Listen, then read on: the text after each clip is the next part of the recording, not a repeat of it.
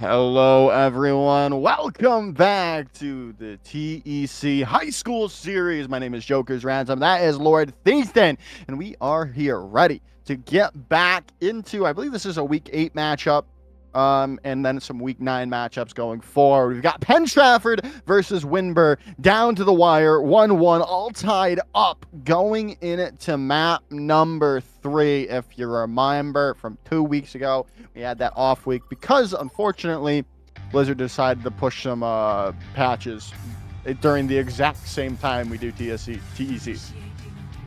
Yeah, some odd nonsense gonna be happening around with the custom game codes after patches went through last in this last couple of weeks. Actually, the whole custom games lobbies have been kind of weird. That's besides the point. What isn't or what is a little bit less weird is getting together today and finishing what was honestly a really riveting match from 2 weeks ago. I remember myself sweating a little bit at the back of my the nape of my neck there, feeling the perspiration as Winber felt their backs pushed against the wall a little bit in that series. Now, Penn Trafford coming into this looking fresher for sure, as well as Winber, and on New Junk City, I mean, Flashpoint is the best Overwatch 2 game mode, and so what better an opportunity to see how well these teams can play Overwatch 2 than to put them in the game mode that suits the strengths of Overwatch 2 best. Now, Joker, I understand there to give ourselves the environment that is so similar to 2 weeks ago. We're actually going to see Winberg get to capture, I think, 50% of this first objective, just to kind of put us right back on the right foot, if you will. You know, the weird thing is, though, we can't really replicate 2 weeks ago because there was a hot fix yesterday, Lord Thingston, and you know what's off? A very good one. You know what is no longer the meta any longer because of it? It's Orisa. It's Orisa. Orisa is no longer good. They changed Fortify. They changed Javelin Spin down. It's not good anymore. And interestingly enough, we're still seeing Winber picking Orisa now because, I mean, obviously these teams haven't really gotten a chance to really figure out what the new meta is, but we're seeing some people think, you know, it's a Malga, it's Ram, it's a Sigma tank trifecta right now, as we got to that 50% point progress, and now this is going to be the chance for Penn Trafford to get going in. There's the slam up and going. Punch comes through. Thrasher's looking for something, but they're going to get stunned up, going away. Thrasher still just not able to find anything, but the punch comes through. Mr. Gary all alone, gonna go down. Baseman gets him in the end, and there's the picks coming through from Penn Trafford at the perfect time to get the point flip and everything. Yeah, and that's really good. Just in the nick of time here, as the point ramps up to 85%. That's some dangerous kind of completion territory there. You just want to be able to put a wall in between Mr. Gary and Thrasher here. The Hanzo player now on Cass for Winber is going to be priority target number 1 here for Penn Trafford. That is a suitable fight con. That is a suitable win condition, is get Mr. Gary out, but you're going to have to contend with the rest of Winber here in this fight. Yeah, they got to indeed, as now the punches already come through. Timmy's so low, and the slam's going to come through, takes out Timmy. They're going to try to hold on, but it just doesn't look like it's going to be enough because Coops is gone and taken and just out of this plane. I think we're going to need to see some swaps coming through here, Ethan. Quite possibly, or you know, people make fun of me for this, but you know, or just don't play for the first flashpoint. This first, first flashpoint on both New Junk City and Saravasa tend to be operable for all kinds of different characters, and that makes these points really inoperable for like half of the cast. So as Penn Trafford gets this first control point, it's no sweat off the backs of the Winber kids. They're going to be able to play a little bit more comfortably on 1 or 2, hopefully 3 of these other control point maps. I'm sorry, on these other flash points. At least for now, it looks like we're going to be heading into the refinery. This is an objective that is really strong for both compositions, and especially considering that Penn Trafford has 3 ultimates, nearly 4 coming into this, and are on the objective first. They're poised to have a really good start to this fight. Yeah, they definitely do. They're already on to Refinery. I believe this is what it is. And now Thrasher's already kind of low, but so is Anjas. Going in for the punch, going in for the slam. Not going to be able to find anything. Unknown Roses is gone. But the point looks to be capped up. Mill, it's not going to be able to get their Terror Surge coming in. They're going to come in. Sound Barrier in response, but Srezi is gone. Dragon Blade, though, from Timmy is there. Can they find any more picks? They found Coops, but that's just not going to be enough, it seems. There's still not enough players on the point. Thrasher's so low, gonna be going down. Is Timmy and Anjust, though? Is Penn Trafford take that fight? Yeah, a really, really nice fight from Penn Trafford there too. They only use the pulse bomb and the sound barrier. They're gonna have the Kitsune visor as a combo from Unknown Roses and Coops for this next fight, and that is a really nice combo to have, especially if Winbird does pull the trigger on Sprazzy's Coalescence. I don't know why you wouldn't, concerning that when you're playing Moira, if you have Coalescence, there's not a reason to not use it. So for Sprazzy to open up the fight with that might actually end up baiting Winbird into a teamfight loss. Nice meteor strike. Definitely is. There's a meteor strike coming in, looking for a pick onto someone, but the Deadeye comes through in response from Mr. Gary. Not going to be able to find anything, though. There's no one in their sights. Still waiting it out. 70% up and going. They've got to figure it out here and now. If they're going to be able to get up. Look, Sprazzy going down. Period is going to get traded, but there's so many people low on the side of Winbird. Kitsune Rush coming in from Unknown Roses. GG Man's going to take down Basement. Thrasher goes down as well. This is a huge fight win coming in from Winbird there. They're going to take that point at the 11th hour. Absolutely, and that's despite some really nice counterplay that we saw from Thrasher, making sure that they're putting themselves in positions that Winbird is charging that power block, and that gives them an incredibly strong punch that Thrasher was almost able to use to really wipe Winbird there. They managed to take, but they have to hold, and again, you've got Coops with the tactical visor, letting a rip. Yeah, and Coops and Period already taken down too. This should just be the point done and dusted. And Just is going to try to hold on. They cannot sail through the Coalescence, though, as Period finds 2 picks there. And now this is going to be last point, or this could be match point here, Ethan.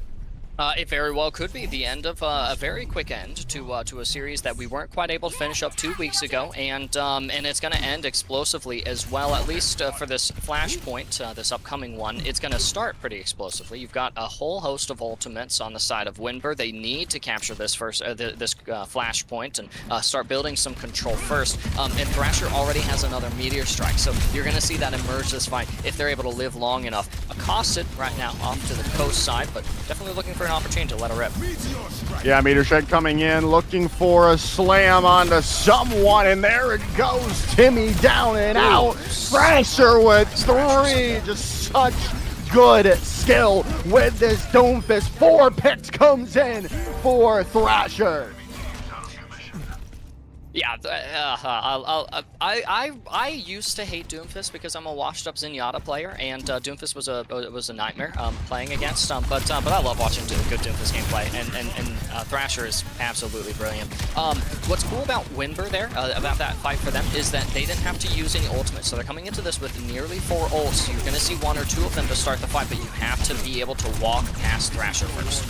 You've gotta be able to take care of Thrasher, but Timmy's already gone out of this fight. It just might be finished before it even started, and that is just done. There's no one left on the point here, and they've gotta figure it out. Terror Surge gonna come through, but it's just not gonna be enough. Maybe not. Basement's gonna come down, but they need to come back, and they need to come back strong.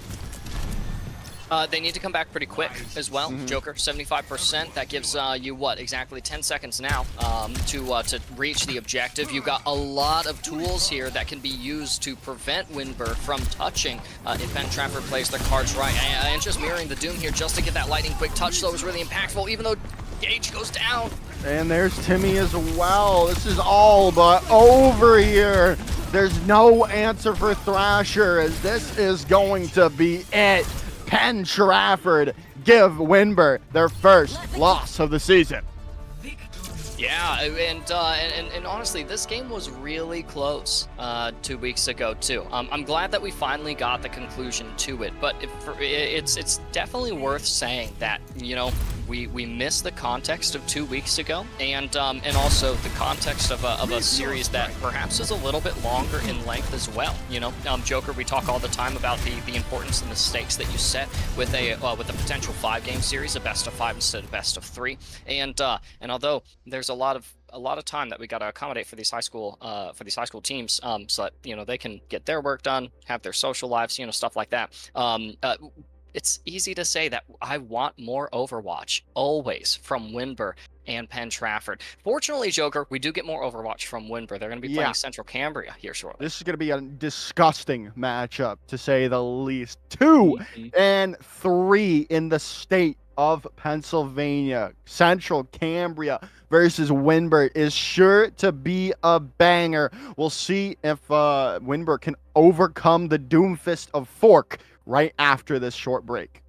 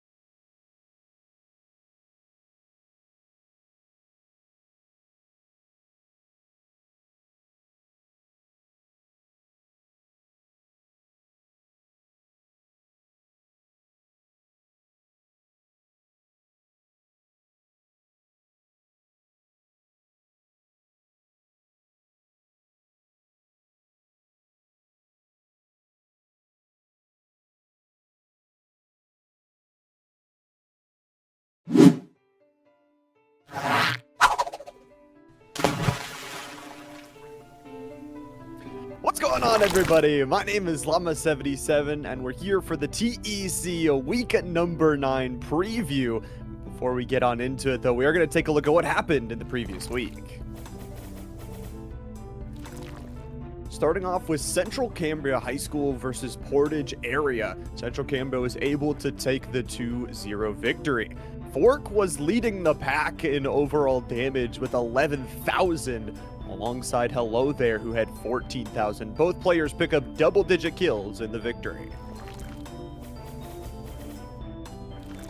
Chartier Houston takes a hard-fought 1-2 loss towards Bishop Guilfoyle, with once again double-digit stats all across the board from both sides. With it going to game number 3 being very exciting, but overall, Mighty Nate leads the pack with 38 total kills.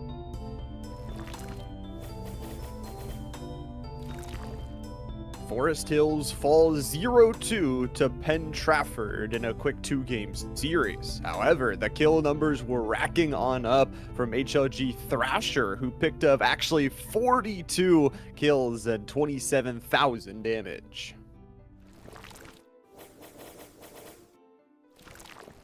In the week of game number 3's Gateway falls 1-2 to Greater Johnstown. Once again, with multiple players on the Greater Johnstown roster over 5, some of the subs were there to play. However, Boxbox, not the YouTuber, but the player, was able to pick up 45 eliminations at 30,000 damage.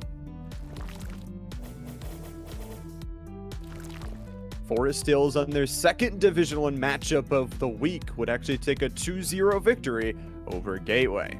This one, again, all their star players coming out to play, and Toasty Boy, picking up 43 eliminations with 34,000 damage, boosted themselves into the top 3 of overall eliminations for Overwatch 2 Division 1. Finally, Ferndale dropped a 0-2 loss to West Branch Area School. Hard fought between both these two teams as they look to the final week to pick up some wins. Now moving on to the scores for Division 2 from the previous week. In the first matchup of the week, Westmont Hilltop took a 2-0 victory over Ferndale. Leading the way throughout the entirety of the team was Pixie with 29 eliminations, partnered by Tony Zamboni with 27. They'll take this 2-0 victory into week number 9.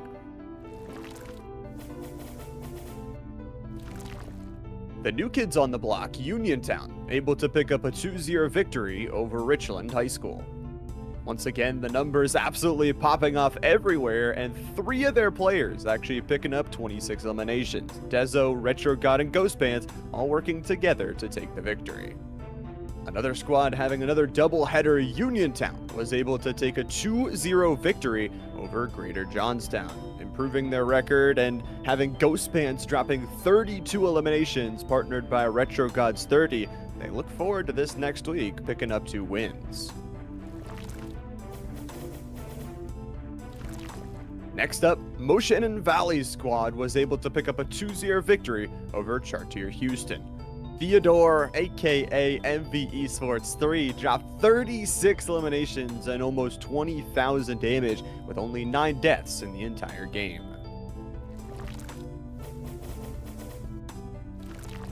Finally, Penn Trafford would take a 2-0 victory over Franklin Regional.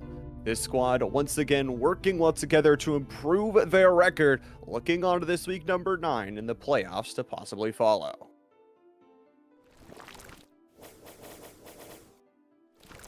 Enough of week number 8, let's take a look at the power rankings for this week number 9 for Division 1 Overwatch.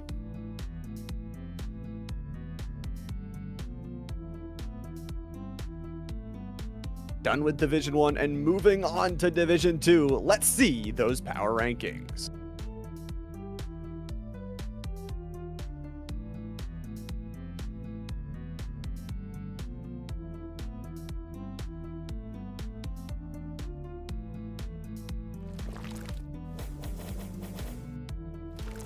Let's take a look after the power rankings, how the standings are looking for Division 1 Overwatch.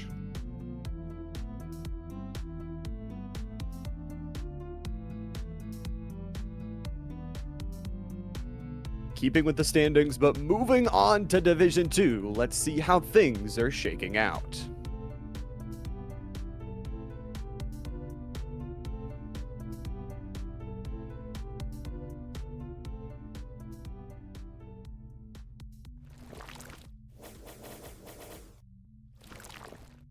Now on to week number 9, and what we've got to look forward to with some great matches on the card. The match to watch for me has got to be the battle of the undefeateds. Central Cambria coming in at 7-0 versus the 5-0 Winber. Both these squads trying to lock in that number 1 seed in playoffs in this final week. Of course, Winber will play a game number 3 makeup series later in the day as well. So depending on how things shake up, we could have an interesting bit of standings. Now on to the Division 2, week number 9, what to look forward to. We've got a big matchup between 2 high contenders in the playoffs. It'll be Westmont Hilltop 6-1 versus the 5-0 Penn Trafford. This could be a battle for the number 1 overall seed, and is definitely my match to watch.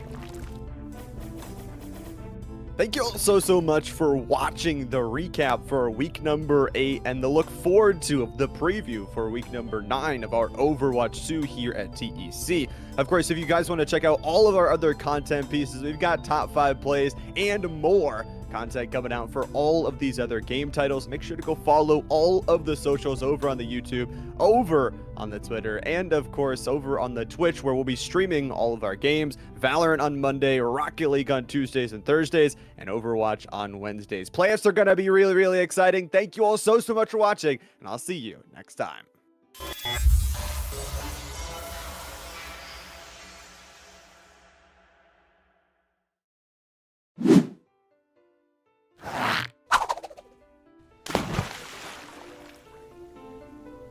What's going on, everybody? My name is Llama77, and we're here for the TEC week number 9 preview. Before we get on into it, though, we are going to take a look at what happened in the previous week. Starting off with Central Cambria High School versus Portage Area. Central Cambria was able to take the 2-0 victory. Fork was leading the pack in overall damage with 11,000, alongside Hello There, who had 14,000. Both players pick up double-digit kills in the victory.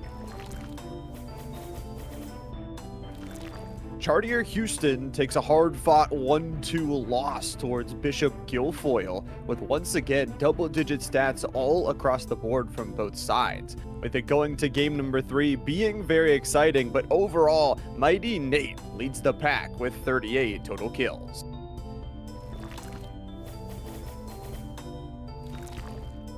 Forest Hills falls 0-2 to Penn Trafford in a quick 2-game series. However, the kill numbers were racking on up from HLG Thrasher, who picked up actually 42 kills and 27,000 damage.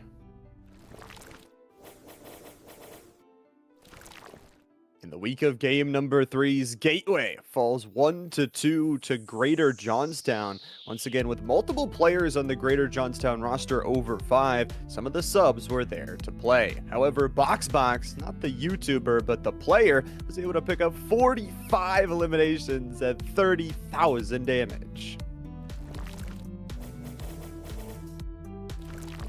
Forest Hills on their second Division 1 matchup of the week would actually take a 2-0 victory over Gateway. This one, again, all their star players coming out to play, and Toasty Boy picking up 43 eliminations with 34,000 damage, boosted themselves into the top 3 of overall eliminations for Overwatch 2 Division 1. Finally, Ferndale dropped a 0-2 loss to West Branch Area School. Hard fought between both these two teams as they look to the final week to pick up some wins. Now moving on to the scores for Division 2 from the previous week. In the first matchup of the week, Westmont Hilltop took a 2-0 victory over Ferndale. Leading the way throughout the entirety of the team was Pixie with 29 eliminations, partnered by Tony Zamboni with 27. They'll take this 2-0 victory into week number 9.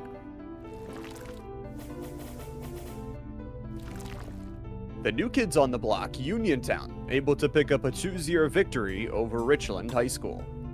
Once again, the numbers absolutely popping off everywhere, and 3 of their players actually picking up 26 eliminations. Dezo, Retro God, and Ghost Bands all working together to take the victory.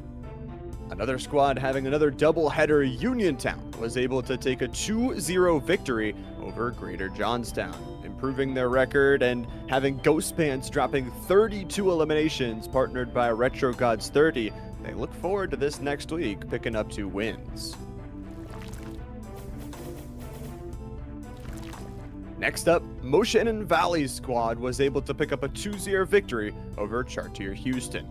Theodore, aka MV Esports 3, dropped 36 eliminations and almost 20,000 damage with only 9 deaths in the entire game.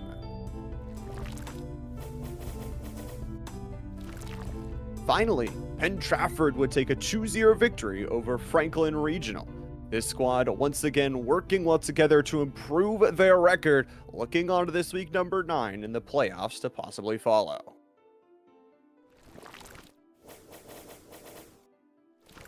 Enough of week number 8, let's take a look at the power rankings for this week number 9 for Division 1 Overwatch.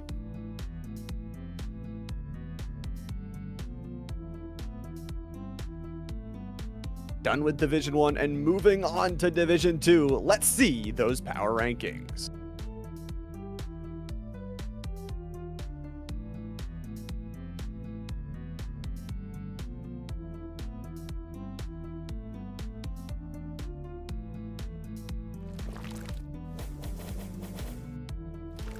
Let's take a look after the power rankings, how the standings are looking for Division 1 Overwatch.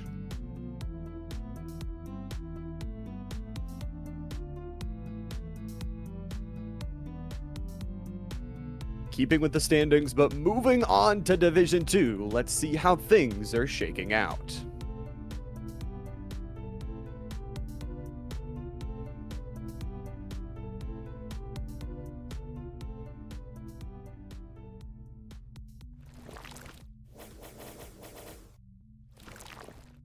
Now on to week number 9, and what we've got to look forward to with some great matches on the card. The match to watch for me has got to be the battle of the undefeateds. Central Cambria coming in at 7-0 versus the 5-0 Winber. Both these squads trying to lock in that #1 seed in playoffs in this final week. Of course, Winber will play a game number 3 makeup series later in the day as well. So depending on how Hello, everyone. Welcome back. It is time for our next matchup of the afternoon. We've got a banger ready in for you now. The number 2 seed, Central Cambria, and this is in all of Pennsylvania, and the number 3 team in Pennsylvania, Winber, are facing off against each other here in a best-of-3 series. Can Central Cambria stay undefeated? Does Winber get a revenge for their last loss against Penn Trafford? That's the real questions we're going to be answering here today, Mr. Lord Ethan. I am so excited to watch this game. We have been so excited to watch this game, and honestly, Joker, over the course of the entire season, we have been hyping up this matchup. And honestly, if this game doesn't deliver on the hype, then that's okay. It helps allay some of the framework that we will get to see demonstrated quite explosively in the grand finals for TEC. Regardless of what teams end up being there, it's easy to imagine Winber and Central Cambria as being among those potential finalists. Here, starting on Oasis, is going to be our first map of the day, this control point, one of the personal favorite control point maps for me personally. I think it's good for a lot of the more fun ways of playing this game. You're thinking your classic brawl, rush, dive compositions, and oh boy, there's some pretty classic stuff emerging here. Winber, off of the back of a loss against Penn Trafford, and definitely looking to get a little bit creative here, is walking out on what appears to be a kind of like poke brawly kind of hybrid composition. What it really is just the Winber kids saying, we are going to play our agency in this match. And on the other side, for Central Cambria, it's going to be their typical dive composition. I'm really excited to see them. It's been a while. I was screaming at them during the break because they all wanted to play Venture. And why are we playing Venture? Venture got nerfed. We don't need to see this. They're still good. No, don't lie to them. You know, it is still good. The rest of Central Cambria, because they've already found 2 picks in this fight. And Justin's going to try to turn it back. They've found physics out. They've got to be able to find more if you really want to do something. But losing Mr. Gary, and Justin's going to find another pick, but it's just not going to be enough because Fork has found 2 punches and takes out 2. And Central Cambria start the fight off strong. Really, really strong, and it's really interesting. The ultimate distribution, or the ultimate generation, is pretty evenly distributed among Central Cambria, except for Fork. They had a lot of uptime in that fight, halfway to that Meteor Strike, and Andrus is trying to keep pace with that Gravitic Flux, but Winber needs a purchase here, and that's a great way to secure that. It really is. Finding hello there out early on, and now Winber can rotate in, but you've got to be careful, especially if you're... Ooh, okay. Finding that headshot on the well, not headshot, but a direct shot on the mop head is going to be huge. And now it's just going to allow Winber to take all the space in the world that they need, Ethan. And they're going to be able to take this fight. They are. Take the fight, take the point, start getting some early capture progress. You're going to watch out for ultimates here, particularly Gary with Coalescence and Fork with Meteor Strike, but you have tools to shut that down. The barrage here from Timmy, if Winber are able to create an opportunity to use that first and deny even the chance of starting the fight here from Central Cambria, then that will be, that's a really good fight condition. So we'll see how this fight plays out. I'm waiting for Gary to wind up Cole. There it is. Ooh. Going in hard, and Fork finds 2. Barrage did come in from Timmy, but it's just not going to be enough. There's just so much damage now coming in from Central Cambria. The team kill comes through. It's a really clean one too. It's so fast. I was actually really impressed with how quickly Central Cambria were able to wind up the call and then just get in there. It's clear that they've got some really healthy communication. That before that fight starts, they're saying, "Okay, I want to go on this target. 3, 2, 1, go!" And they all let it rip. And now they've got 2 more ultimates, nearly 4, to say we're not going to continue losing this fight. Winber is going to hope for an opening pick here, but it's going to be contingent on Anchus and Mr. Gary, and they don't have the space to get it quite yet. Meteor Strike comes out in response to the Grid of Flux, and Sprazzy goes down. There goes Mr. Gary as well. Dragon Blade comes in from Physics. That's going to wrap it all up. A little bit of overalting, though, coming in from Central Cambria there. Ooh, I'm glad you mentioned something, because I was about to say it myself. Central Cambria did not need to use that many ultimates. Does it help us feel a little bit better about their hold on the objective? Absolutely. But if they lose this next fight, they might have wished that they had the Venture ult or the Blade. Here on the side of Wimber, they need to ult, right? They need to use anything and everything that they've got to make sure that they get a fight win. And there's a rush coming in, but Fork's going to take down GG Man, so it might just not have even mattered as they're going to go in. And Joss is going to find out hello there, but I think that's all they're really going to find here, unless the Coalescence can keep them up and healthy. That might just be the case, but the Coalescence is no longer there. Nothing's been found out, and they're not going to be able to hold on for much longer as Anjos and Sprazzy go down, and the staggers coming in, the stragglers going to be cleaned up, and they're taken out. Coalescence comes in from Gary to really wrap it all up on a bow. Round one goes to Central Cambria. Love it. Absolutely love it from Central Cambria. They look as clean as they ever have. And Wimber just needs a little bit more space. They need a little bit more space. They need a little bit more time. And that would help them be able to navigate these fights a little bit easier. The fact is that part of the reason Central Cambria is able to look so good is because they aren't giving Wimber that space and time. And because of it, it's making things very difficult for this squad. Now, they're going to end up shifting onto something even more compact is perhaps the way that I would put this. I mean, look at this composition, Joker. This is a composition from Wimber where every single character plays right on top of the entire team. Is that a really good thing? Keeps them together? Yeah, absolutely. Could it also be a liability for a character like Doomfist? Fork playing this Doomfist, you're going to get so many shields and a lot of empowered punches off of that. Ooh, that was a scary moment there from Physics dropping down into the turrets. Timmy's gonna get cleaned up already, and there goes GG Man off the side of the map. Things are just not looking good for him now, as Anjust is gonna be able to find Moped, but that's all they're gonna be able to find as the team kill comes through from Central Cambria. I still liked that from Wimber a lot more than some of these previous fights there, because the entire time it is only W. We have this expression that we say over at UB. Remember guys, it's almost always safer in than out. It's because if you're backing up, you're backing into a corner, but if you go further in, you're going to force the enemy to turn around. At one point, you could possibly flip the map. So I really like Anjus pushing the pedal to the metal here on that W key. You just need to be able to keep the whole team alive until they get to that crucial position. They're all alive now, but the turret's already gone and cooldowns are being exchanged. The cooldowns are going in, and Timmy's going to be able to find Moped, but Mr. Gary is out of the fight. Things are not looking good right now. They need to be able to keep Mr. Gary alive in these fights. They're still waiting it out. Physics is so very low. There's the tectonic shocks in. It's going to find the turret, and now they're gonna find Timmy as well. His hello there just keeps going crazy on Venture, finding another pick, looking for more, and they might find Anjust as well. No, Gary's gonna find them with a melee kill. Maybe my producer outs me at some point. I got a big old grin on my face because watching Central Cambria is just too fun. It's so much fun, and they're positioned so incredibly well for each of these fights, and they have ultimates coming into this one with which they can use to shut down pretty much any push Wimber could hope to attain here on Oasis City Center. It's such a good map here for Central Cambria. It really is. It really is indeed. Is now. They're just going to try to wait it out. They're going to go in. There's the opportunity to fix this going, but Timmy's already gone. Meteor Strike is out from Fork. Physics is taken down, though. Mr. Gary's gone over to the Tracer, and it's working out for him.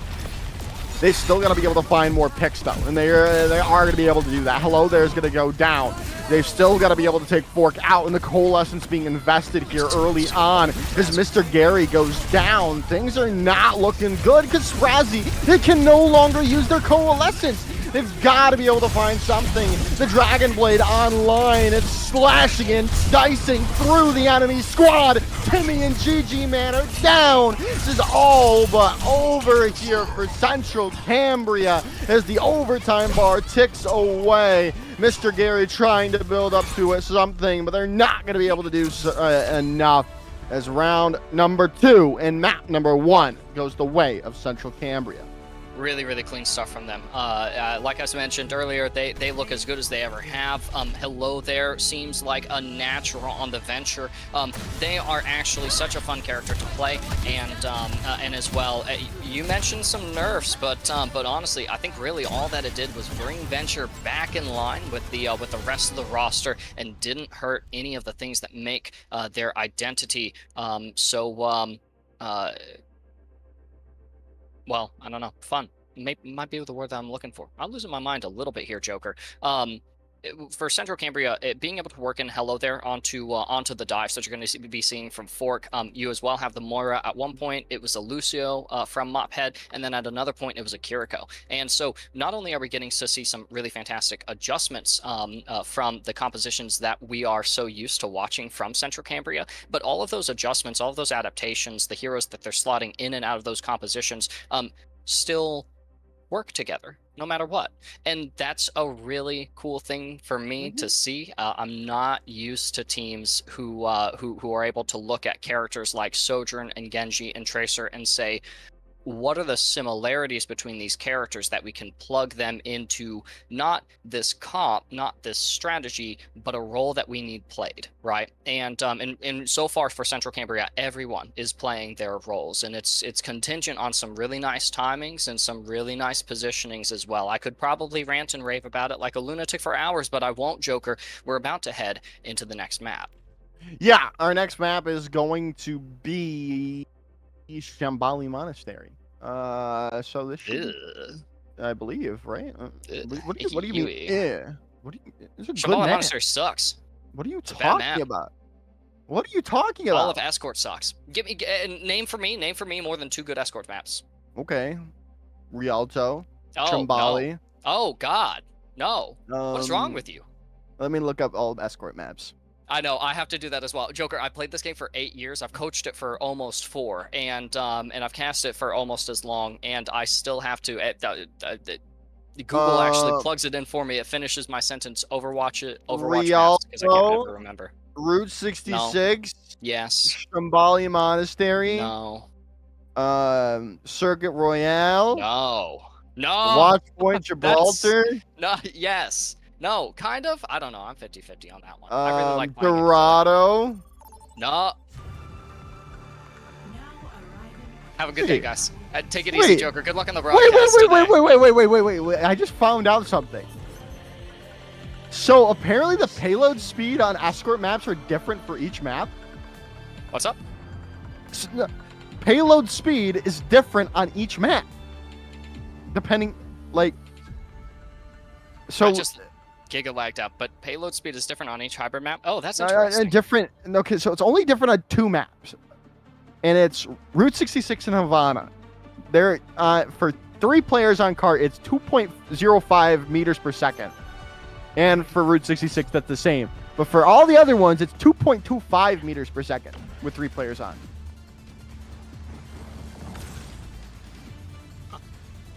I'm so 8 years. confused. I never knew that. I couldn't have possibly told you. I operate.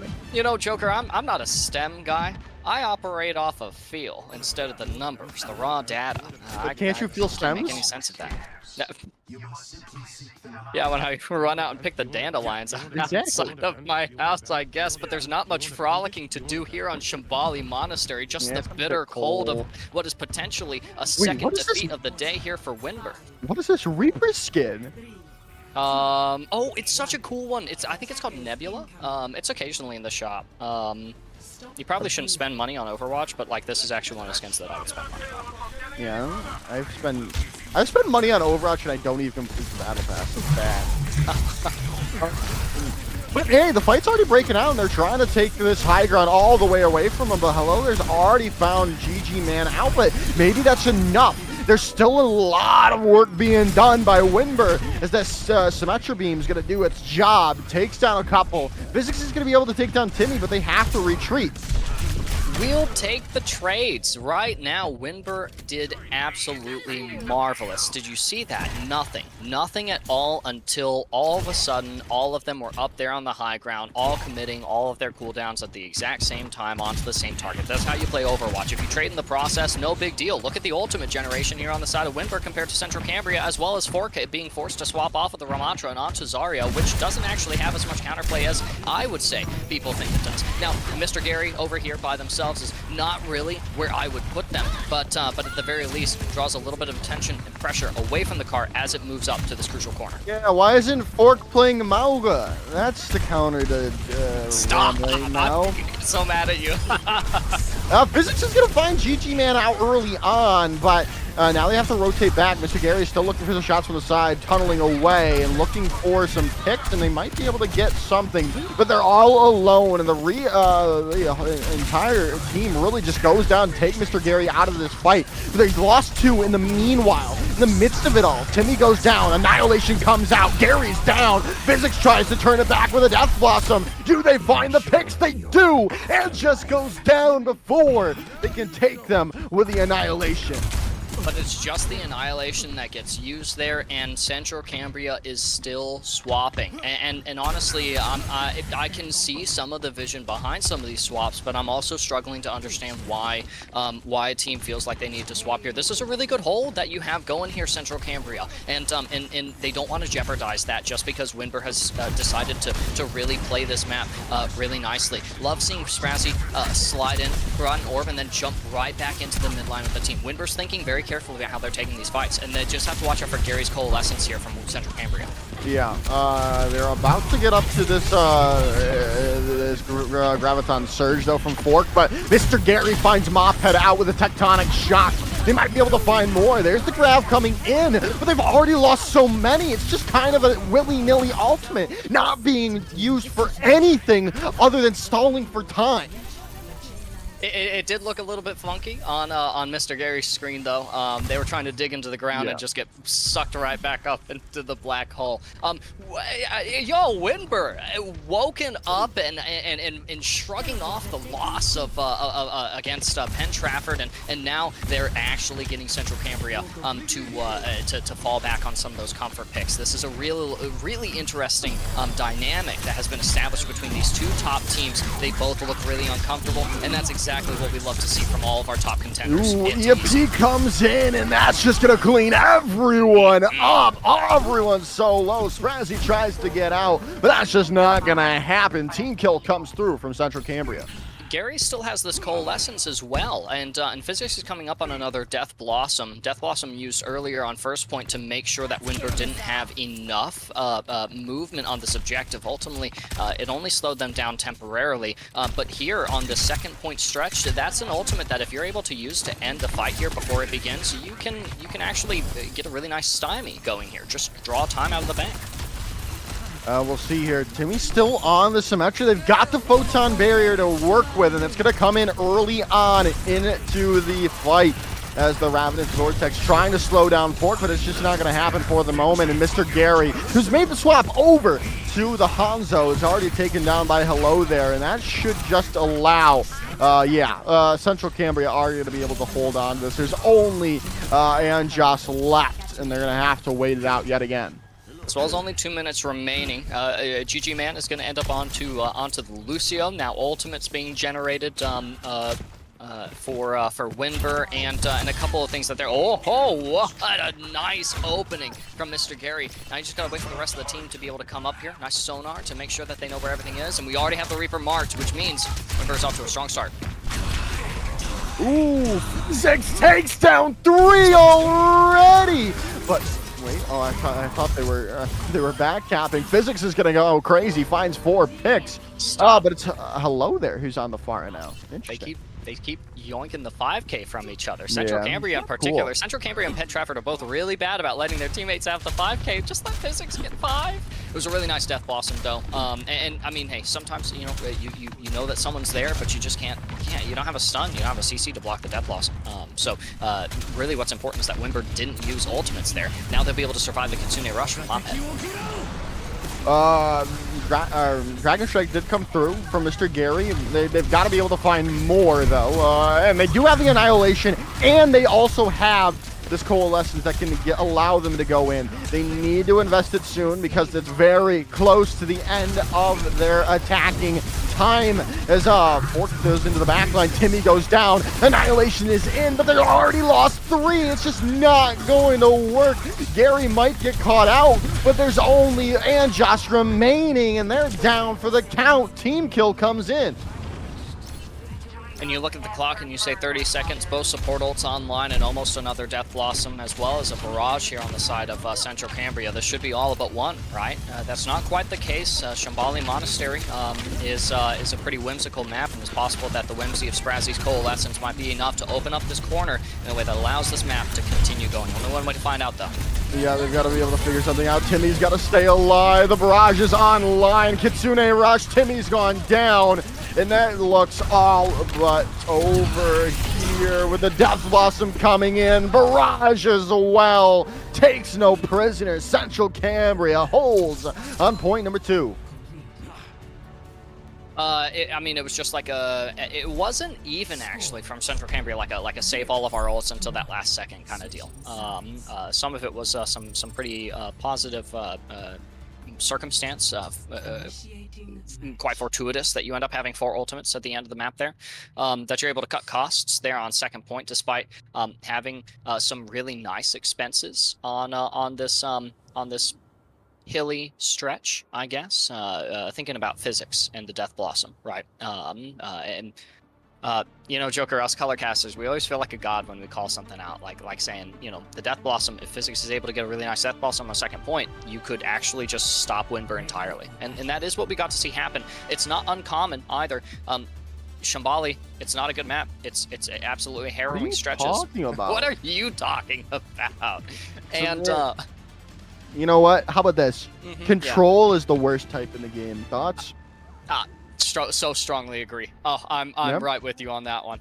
It's okay, man. Our producer wrong. And the Control is the worst game mode in the game. Overwatch. Does Control Point play like Overwatch to you, Joker? No. I mean, I guess it plays. Get like, it out of here. It plays a little more like Overwatch 2 than it does Overwatch 1, but like What? I still like Put pushing 5 it. CP in the TEC map pool next year Clash instead is of so Control. Fun. Clash is so fun. Put Oh, man, Clash I love in the map pool instead of Control next series.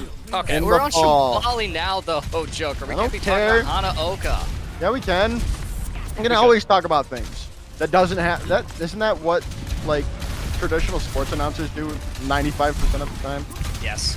Yeah, exactly. So we can do that. But hello there, and Mophead are gonna come in and find the picks already, and that's just gonna open everything up for Central Cambria, right? So they've already opened things up. So I mean, we don't need to talk about it anymore. We could just talk about Hanaoka. It's a perfect game mode in my opinion for like Overwatch 2, and I think that Overwatch 2, you know, like Flashpoint and Clash, they're great examples of like Overwatch 2 kind of like growing into itself. I'll tell you who ain't growing right now is Central Cambria. They are just the gold standard as they've ever been here on Shambali Monastery, looking to capture this first objective. You won't see an ult exchange happen quite yet, but you could see corner hold emerge here from Windbur. Now on this poke composition, it means that they can play their spacing a little bit and only drop and contest the cart right when they need to. Yeah, they're still gonna wait it out. They're gonna be able to contest it. Timmy's gone over to the far as well to try to deal with the far in the sky, and they are. They're gonna be able to find them. But Mercy Pocket is the pocketed Farah as well. It's huge. As the rest of the picks are gonna come through in the end for Windbur, and they're gonna be able to hold on for the time being, and they're gonna find Gary late as well. Fork is gonna get out though. And that's okay. Yeah, you want to, you know, cut your losses, take what you can, and just make sure that you're set up for this next fight. You know, we got to see a little bit of what, you know, solo queue ranked gameplay. You might say that, you know, oh, far a diff between Timmy and Hello There, but Hello There has the barrage here, so there's a really great chance for Hello There to open up this fight. shut down a play before it even begins, especially considering how close Winver are to a couple of key ultimates, namely that barrage from Timmy. Sprazzy going down is absolutely huge for Central Cambria. Yeah, it's not good at all. Physics is going to get the healing. Barrage over the top, right into GG, man. Just goes down as well, and that's just all she really wrote for this point here, Lord Thethan. They've got to come in, and now for the hold of their lifetime, it would seem. As Hello there might have gotten a little bit overzealous. No, they're going to be able to get out and stay alive. What? Mr. Gary? Oh, there's a brawl happening back there. That's good. That's good. Reset with the rest of the team. You just gotta die there. And honestly, it seemed as if Central Cambria might have even been staggering Mr. Gray there, which is a really smart call from them. Make sure that they're taking the next fight 4v5 instead of 5v5. I'll take the man advantage if I'm a Central Cambria fan, which I am. Yeah, but if you're like you're what I'll think of the term after this. But the fight's already come out. The barrage has come in from Timmy. They've already lost Gary. Timmy goes down as well. It might just be over. That is it. There's the map. Done and dusted. Central Cambria take the map. The series 2-0. Really nice stuff from Central Cambria. There were some really spectacular moments from Winver as well. We got to see Mr. Gary on the Venture, and that was absolutely awesome. Angus comes through and shows us exactly why they're the standard for Winver when it comes to their tank gameplay, being able to swap onto one tank after the other and demonstrate a really nice proficiency, have some counterplay as well as counter picking there. And I got to see some really nice moments from Sprazzy as well, who may, for all intents and purposes, might as well actually be relatively new to competitive Overwatch. I mean, competitive like the 5v5 organized format that we run here at TEC. And needless to say, Joker, Central Cambria they looked so good today. And here you were complaining that Doomfist isn't as good as it was. He's bugged. He's weird right now. He's always bugged. He's always weird. Yeah, that's true. Yeah, that's very true. You're gonna say they're always bugged. No, he's always bugged, and Ryan's good. Reinhardt's good. Yeah. I agree. Oh my goodness, my caster doesn't read the patch notes. I read the patch notes. There was only 2 heroes that got changed. It's possible that our caster reads the patch notes too much. There's only 2 heroes that got changed. I read the patch notes yesterday. I actually really liked it. I like Orisa being in the dumpster.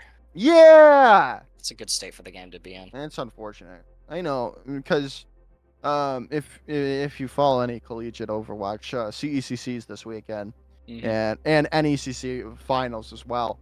And Billy's one of our good buddies, Chef Billy, renowned donkey horse enjoyer, is not going to be able to probably see donkey horse being played on LAN. It's unfortunate. It's a little bit unlucky. Also unlucky is the loss that Winver suffers today. Yeah. At the end of the day, Joker, I have to consider to myself, when it comes to these top teams who lose, I think about it as thank goodness that you as a top team get to be reminded about what it is to lose. Yeah. You hold on to that feeling because you can't go on to win, and win and win and win and forget the bitterness of defeat. For Central Cambria, pat on the back, and we get to pump our fists into the air and say, GG, WP, we're still the top. For Winver, it's wow, thank goodness we still have things to improve on.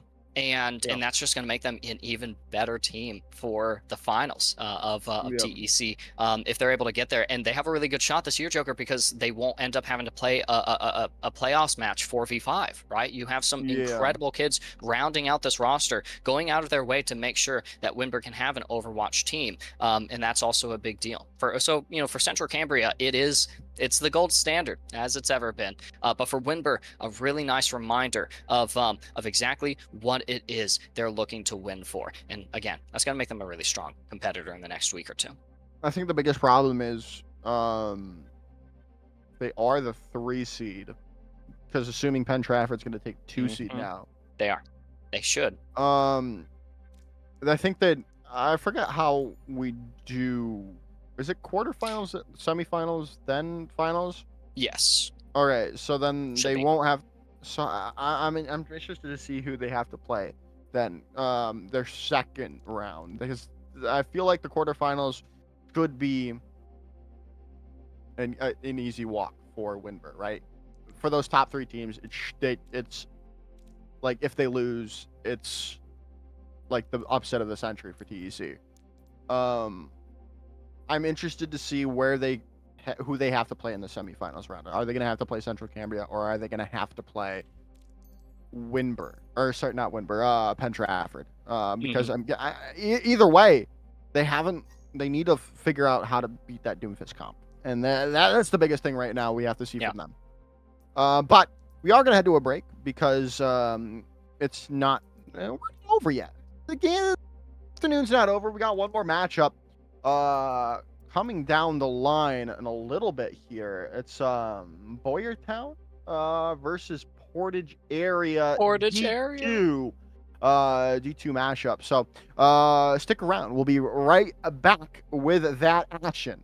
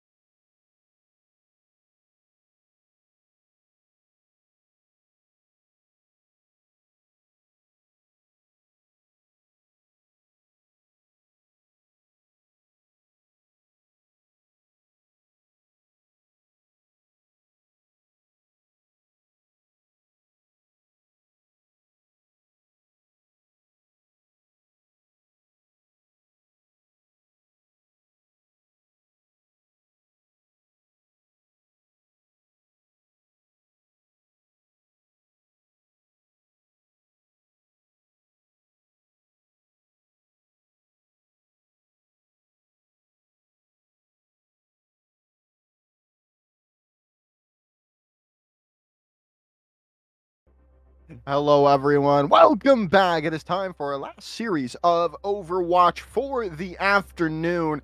We've got Boyertown versus Portage area in a Division 2 matchup. It is not a secret that I am a huge fan of Portage. I can't, Joker. I'm taking off. I can't take it seriously. I've got my face on the other monitor. It is no secret that I am a huge Portage area fan. It's also not a secret that I'm a big Boyertown fan too. This is D2 Overwatch, which we have such a warm spot in our hearts for, and more than that, we actually got to see some of the match chatter before the game, before we jumped into game, and these teams are just here to have fun competing with each other. I love D2 Overwatch for TEC. These teams and players are so much fun to watch. There's still a lot of talent to catch, and we're going to get to see it all in what will hopefully be a 3-map series. Yeah, hopefully. I'm looking at these compositions right now. Face the Mace, obviously, on Brigida, because if they weren't... Why not? If they weren't, it'd be a lie. If they weren't, it'd be weird.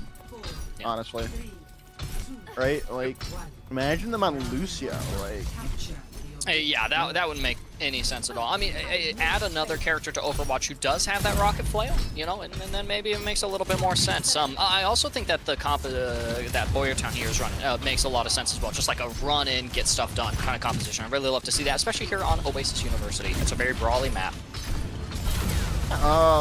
It's already gonna start out. Dockside's getting just beamed down. The skill web's gonna take him down in the end, and Boyertown is looking to rotate onto the point, and they're gonna be able to take the first capture percentage. It's Neo is gonna take Barbatics out, but Curlo is finding Mustang Proud. I think this should stay in their favor. Maybe not. They've already got the respawns back. As Dockside's gone over to the Diva to try to deal with the damage that's coming in from Silent Storm.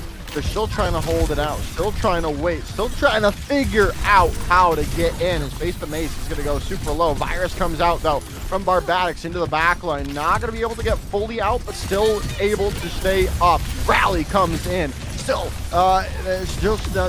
nothing from Portage. They haven't been able to open it up, and finding Silent Storm is going to be the key to everything for Portage, and now they can collapse into the remaining members of Boyertown.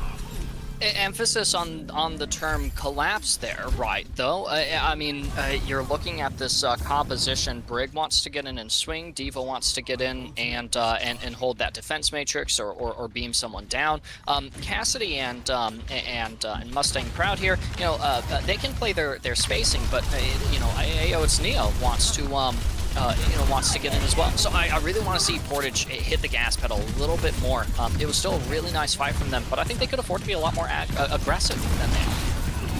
Yeah, definitely. Now they're going to be rotating to find some picks.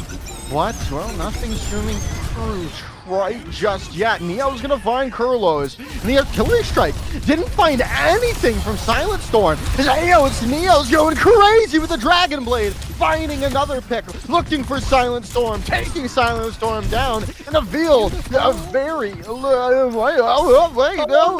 Neo, no! Oh, it's like Mufasa falling off the side of the cliff. Long live the king. No, it's just a little mishap. It's a misinput. It's a misinput. You've got ultimates here on the side of Portage, but I'm sorry, Boyertown. But oh no, free. Baby, that's what I've been waiting for.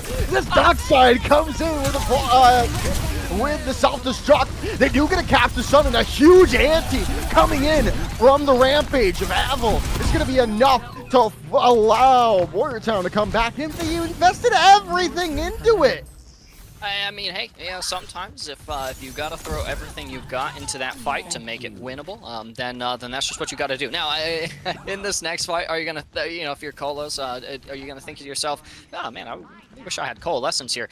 Maybe, but you're only going up against the worst you can see is going to be a Rally and a Deadeye, and Deadeye is the worst ult in the game if you're not using it to reload, and Rally is broken. We see both ults come out now, but Actor gets shut down out of the Deadeye.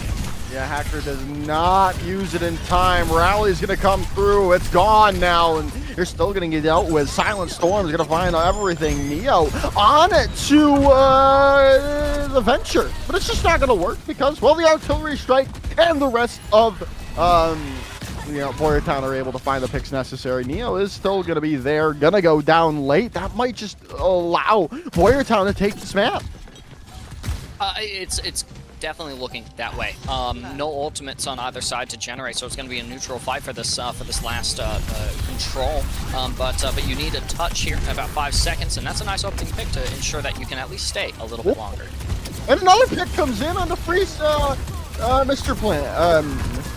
We'll figure that out in a second. But the 2 picks come back.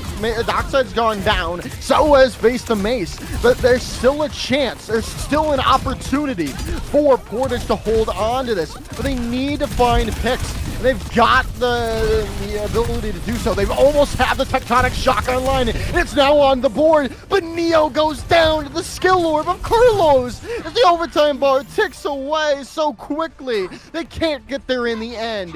Round 1 goes to Boyertown. Good stuff. Good stuff from both teams. I really liked Portage kind of finding themselves a little bit more and being more willing to go in a little bit faster, a little bit deeper into the formation of Boyertown. Boyertown kept it really clean, maybe except for the moment where they decided to all use all of their ults. Quite possibly, I mean, it happens in my solo queue ranks games, quite possibly without saying even a single word to each other. But you know, Hadi, formerly of the London Spitfire, would tell us, you know, life happens. You know, you don't sweat it, and that's exactly what we saw from Boyertown. They said to themselves, you know what, we used all 5 of our ults, no big deal, we'll just win every consecutive fight, and that's what they did. You could just say Hadi of Space Station Gaming, dog. Yeah, but I remember him as the London Spitfire guy. I don't, because he's on Space Station Gaming. My bad, I'm sorry. It's literally London Spitfire, but Space Station Gaming. You know what, no matter what team he's on, Hadi's my GOAT. You're gonna get, you know what? We're gonna get to see Hadi I know. in person again. Here, but already finding picks coming in. Is Boyertown. You know, and you know it's gonna be really weird. I mean, you know, it's not gonna be weird because London Spitfire is no more. I was about to say it's gonna be weird to see London Spitfire without a Korean roster, because the last time I saw them in person, it was an all Korean roster. Ooh, very interesting. Yeah. I'm pretty excited. A month before COVID happened. Yeah. Oh goodness, dark days. Dark days. Yeah. Possibly dark days ahead for Portage. No percentage on the board yet. They want to find a kind of like Winber from last series, you know, a purchase into this fight. But really, that opening is just going to be in the form of some aggression. Just get in there, get stuff done, kind of deal. Bill.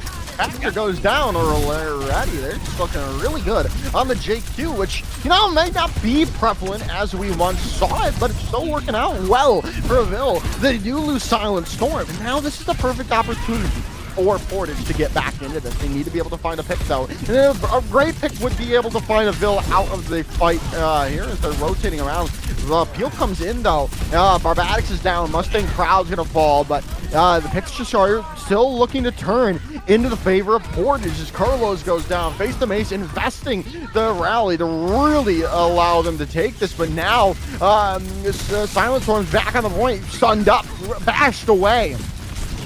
And Silent Storm's just kind of going, no, Neo. You definitely did not need your Dragon Blade there, but dead you don't. I like the blade. I think Silent Storm deserved it for playing Bastion. I agree, but you also could have had it for this next fight, which is going to be a little bit more difficult. Would you have wanted it for, you know, just to get beated by Free Master Plan? Ooh, a self-destruct goes out. Oh, wait. You know what? Actually, you would have had a free blade there if Free Master Plan had the beat. That's a really nice pick to just continue delaying and slowing down Boyertown. You desperately need it because of how you're 20% or you're halfway still getting over what Boyertown already has. Artillery Strike gonna come in and they're gonna lose Hector already. Not looking good. The Rampage coming in and they're gonna find out Mustang Proud early on, and that's just gonna be a nice recontest coming in from Boyertown. They're able to take back this point. Really nice stuff from Boyertown, and they've got 2, almost 3 ultimates to fall back on whenever they need to continue holding the point. Boyertown and Portage have put up such wonderful fights up against each other. The big disadvantage for Portage here into this next fight is really just a matter of ultimate economy.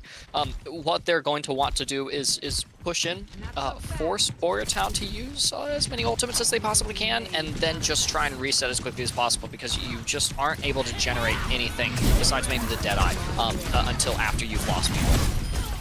Yeah, and Face the Mace is taken down in the midst of the coalescence from Kurlos. And that might just be enough. Yeah, Kurlos is going to find another one. Probably wasn't their pick to get, but hey, it's still theirs in the kill feed nonetheless here, Ethan. As everything's going the way of Boyertown right now. They just have to take down Neo, and that is going to be that. Face the Mace, oh, never mind. Face the Mace is going to get the touch, but they are going to be right in front of them. Overtime is going to come in now. Hector is going to get there, but are they going to be able to stay stagger long enough to allow the Dockside to get there? They do. Dockside's there. Not going to be able to build up to an ultimate, which could have really helped them in the end. And no longer staggering it out, stalling it out. Boyertown take map number 1. It's the indomitable spirit of the Overwatch player to say, touch, touch, touch, touch. There in that last second. Really nice stuff from Boyertown. Big ol' a beaming smile upon my countenance at seeing them, while admittedly continuing to walk out on slow heroes for that overtime contest. They were still going for the overtime contest. At no point, when you are playing competitive Overwatch, at no point do you take your hands off your keyboard and say, it's over. No. And that's We're why... not supposed to. Stop, solo queue ranked player. I am a solo queue ranked player, to be fair. Same, I know. That's what forged me as a player and coach. And so we see why my team's getting steamrolled by the ESC teams, right? Yeah, because you're bad. Because I suck. Yeah. But not Portage. Portage doesn't suck. I love those guys, man. Portage was playing absolutely spectacular. Wasn't able to quite get a capture of that map. Face the Mason chat is now saying we got at least one more. I love Portage. Y'all are so funny. Boyertown is playing really, really clean, but I think Portage actually has some really good ideas at some really nice times. I just want to see more ideas from them. It's not even better ideas. People think, it's actually really funny, people think that you have to have like some kind of elaborate and detailed like blue paper schematics for each team fight. No, you literally just have to say, I just want to do this one thing, and I'm going to int as hard as I can for it. And that's how you play the game. And so so to see Portage do that a little bit more, I would love to see. What are you talking about? You need to have everything documented, and you need to have I'm actually gonna leave you for last map. I've had it up to here with you today, Joker. That's crazy. Everything documented. You need to know what you're gonna do in exactly every single. I can't even say it with a straight face. With you. Where's hot sauce when you? That's actually wow. Wow. Okay, buddy. I'll just get Spectreon to cast with me. No, he's so much better than me. I love Spectreon. Oh man, that's gonna hit me right where it hurts. The insecurities. Spectreon's so goated, actually. I think he was on stream 3 today. If you guys don't watch the stream 2, 3, and 4 streams, y'all absolutely need to hit those. Our other casters are so incredibly talented, and there is so much more talent than we always showcase here on the main channel. So make sure that you're subscribed, or that you follow those other Twitch channels, all of the esport company Twitches, so that you guys can stay up to date with all the talent on these rosters. It also really helps us with the narratives as well, Joker, because like Winbird never plays any differently on stream 1 than they do stream 3, right? Central Cambria, it always looks good regardless of who's casting them. Yeah, you're right. But Joker's the GOAT, so come watch stream 1 first. Always watch stream 1 first. Maybe you guys can skip it now though, because we're about to head into Shambali Monastery. Bro. And that's me falling asleep at my monitor. Bro. This is a good map. Good map. I'll be honest, I really like I do really or did really like playing Shambali Monastery when it first launched. I felt like it was a real novelty of a map. It's a good map because it's a good map. Maybe I just don't give enough credit. I am willing to you- admit that. I can't remember the last time I scrimmed this map, and I can't You're a remember. doomer. That's why. I am. Yes. Yeah. I'm a Flats watcher on Flats YT, Flats on TikTok. Are we still watching TikTok these days? Is that No, because it's getting banned. yeah. Hey, at least it isn't disappearing like Vine, right? Did I just date myself? Oh no. Oh no. Mine might be coming back though. That'd be kind of cool. What are they on about in the match chat? I don't know, man. I couldn't tell you. Kids these days, Lord That's Ethan. right. Kids these Kids days. these days. Oh, I Get feel off like you my feel lawn. more than I You know? already am. You know what I'm saying? Get off my lawn. Young punks. Oh boy. With Let their me tell you. TikToks and their hip hop. It's okay. Their Stop hip it. hops. You're getting a little too real for me over there, Joker. Their hip hops. I'll tell you, it's a real young punk kind of comp that Portage area is rolling out on. I don't know how it's supposed to make sense, but I know I'm sure that Portage has an idea. So we're gonna get to see see physics in motion. Well, don't you need the May to play the Malga? I Right? think so. I gotta block that DPS faster somehow. Oh wait, that's actually a really baller wall. Exactly, that's what I'm saying. Now Silent Storm is gone, and now Haxor's gonna fall down quickly afterwards, and they might not be able to do enough damage to really dislodge Boyertown for the time being. Should have probably used a healing orb, but Apple is gonna find Dockside, find Mustang as well with their Carnage. Still, Kurlois is in the backline, trying to find them out. But they might just get standed out here. You gotta they get just them, bro. staggered. Yeah, that's unfortunate. That was still really cool. Neo almost had a couple of really nice pickoffs there, and oh no, it looks like Dockside got kind of conned by their own wall. But nothing Portage can't bounce back from. Yeah, no, let's see here. I mean, Boyertown's looking really strong, especially for where they are, how they've played in the past. They're looking really good right now. Especially, they've gotten so many people low. Dockside's just down for the count yet again.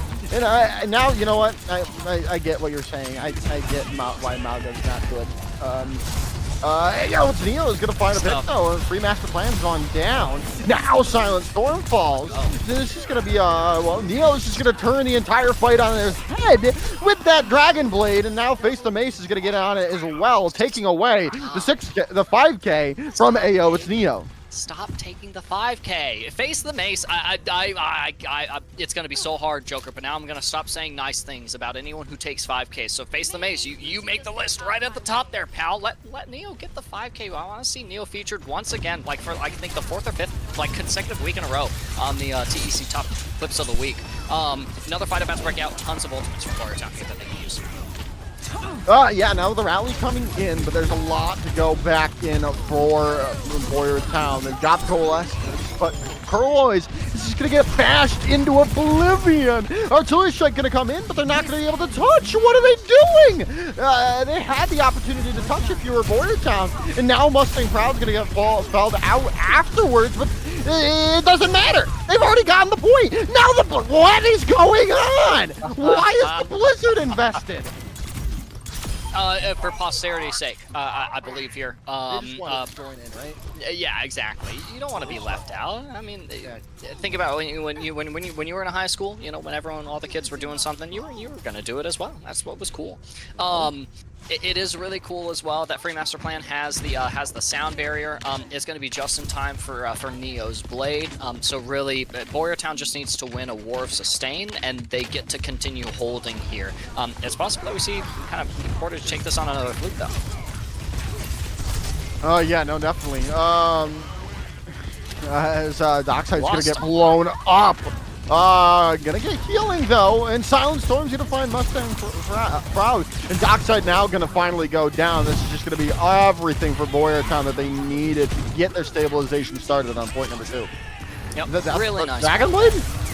Neo's gonna try to turn it around with a Dragon Blade. Silent Storm's gonna go down, face to mace with the whip shot, takes him out. But is it going to be enough to turn it fully in their favor? Neo's gonna get blown up, yeah, taken down. Free Master Plan's gone though as well. The Sound Barrier no longer available for this fight.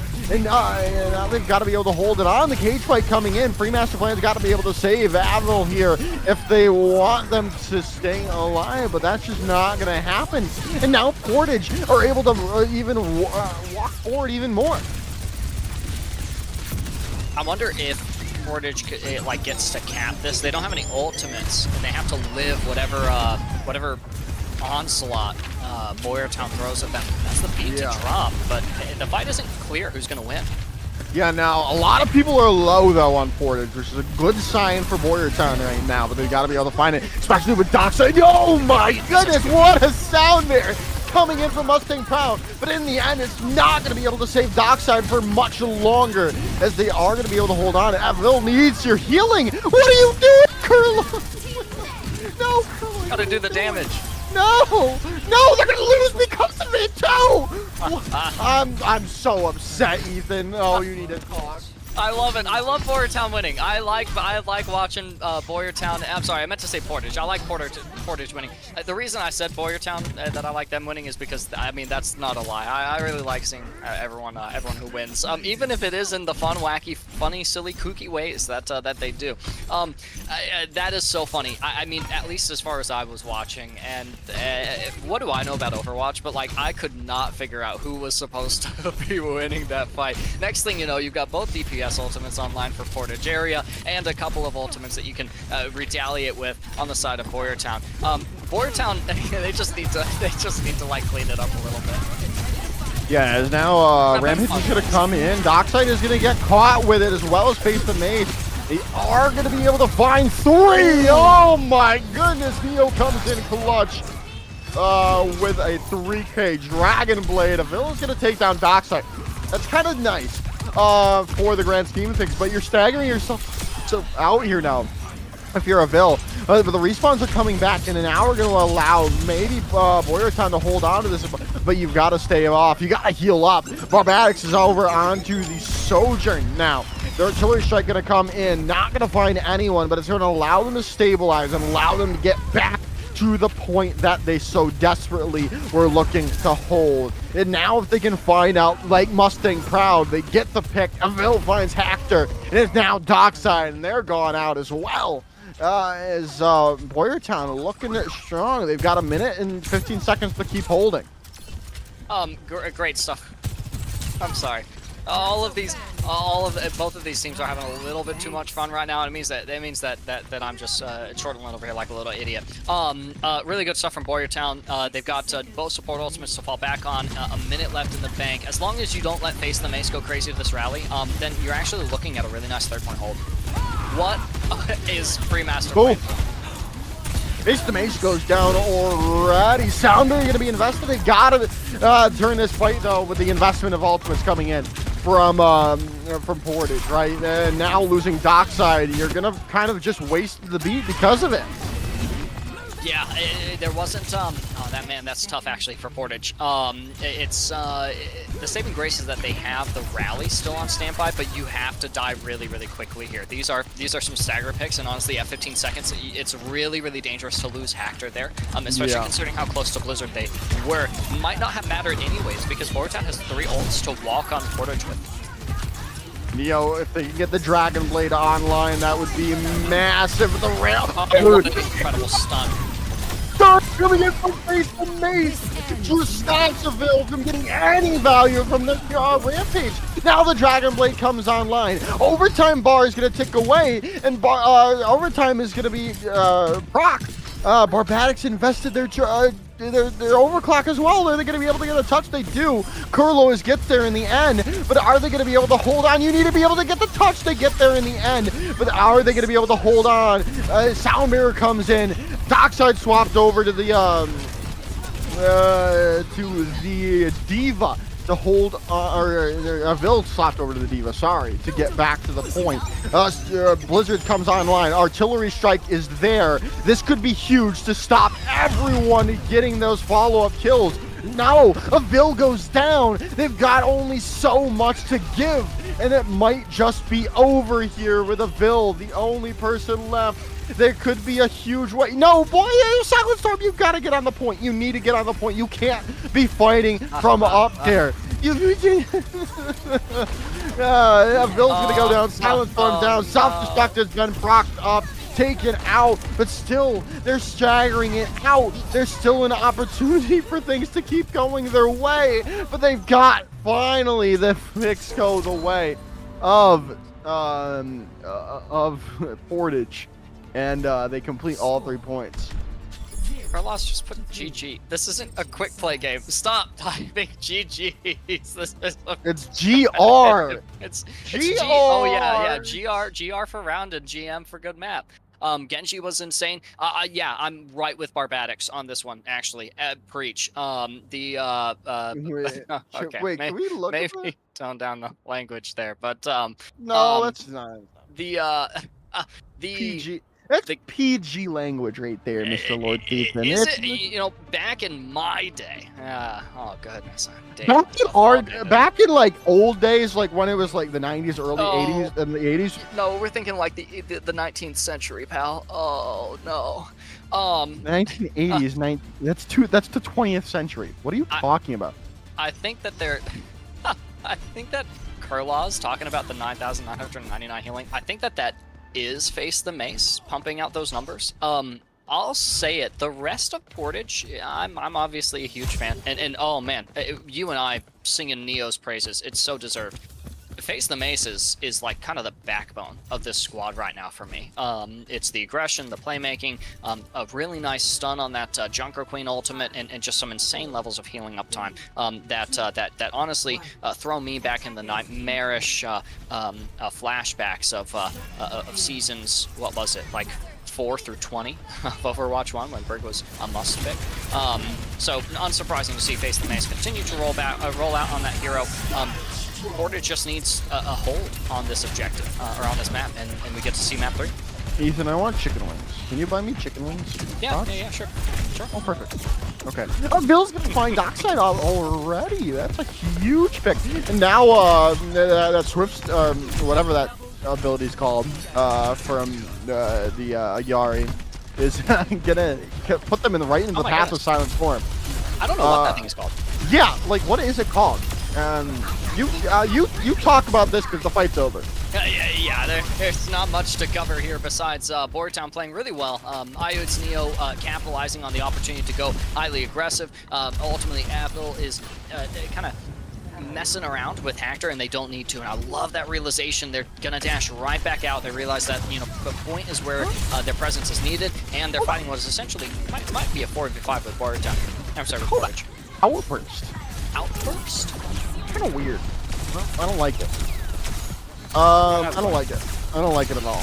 But Mustang Proud is in the duel with Barbatics and Neo. In the meanwhile, is just going to find 2 picks and just stop them at the doorstep. Hack comes through, but it's not really working for you, Barbatics. You got to reset. Are we going to see Portage start their hold here? Yeah, Portage stabilizes here, and this is a dangerous place on first point on Shambali to stabilize, actually, because first point on the full hold on first point of any escort map is an uncomplicated endeavor, as I'm famously known to say, and Shambali is a really good example of that principle, especially when you have a free win condition with the tire here. I break things open for Boyertown. Oh yeah, that's a huge pick. Yeah, Face the Mace going down is massive. They were so close to rally. Dockside's gonna fall down as well. And that felt personal. It might have been.